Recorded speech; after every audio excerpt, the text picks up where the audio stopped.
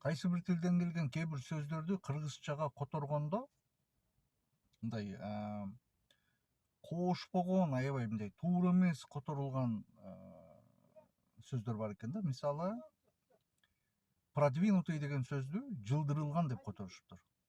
Андан еще дагы мы открылись дегенди биз ачылдык деп ушундай деп которушкан. Көрүп эле жүрөсүздөр, жазып койгон, биз ачылдык деп. Бул кыргыз тилинин эрежеси боюнча бул туура эмес. Муну биз иштеп баштадык деп которсо туура болот. Биз иштеп баштадык, анан биз ачылдык, андай мындай, бул вообще туура эмес нерсе. Эми мындай мисалдар толтура. Анан кээ бир сөздөр бар, алар кыргызчага которулбайт. Кыргызчага которулбай турган сөздөр бар. Алар эмне үчүн которулбайт? Себеби ал нерселер мурда кыргызда болгон эмес.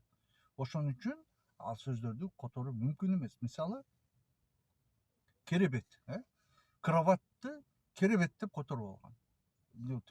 Бул которгон деле эмес, оодуруп алган деген туура болот да.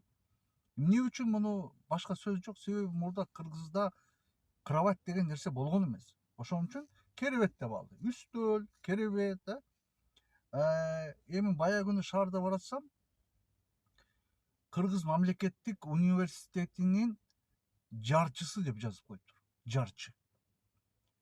И мен ошону мындай түшүндүм, демек булар жана филиал дегенди ошол жарчы деп которуптур деп атат деп түшүндүм да.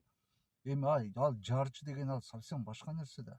Жарчы деген бул мисалы баягы кабар жеткирген, ой эртең муну жерде муну кимдин баласы үйлөнүп атат, ошол тойго өткүлө деп ошондой кылып аткан болсо, ошол жарчы деген ошол. Анан аркы филиал деген сөз эч кандай жарчы болуп которулбайт. Ошондуктан эми бир жолу которот десе эле бир жолу өчөшүп эле мо көк беттен менен котором дей бербей, кээ бир сөздөрдү кандай келсе ошондой эле айтыш керек. Филиал, дагы эмне деген сөздөрдүчү мындай зордуктап эле эмете бербеш керек да, мындайчы кыйналбай эле мындай патриот десе бир ашыкча эле бир нерселерге бир глупый поступоктор бара бербей, кээ бир сөздөрдү ошол кандай келсе ошондой эле айтыш керек.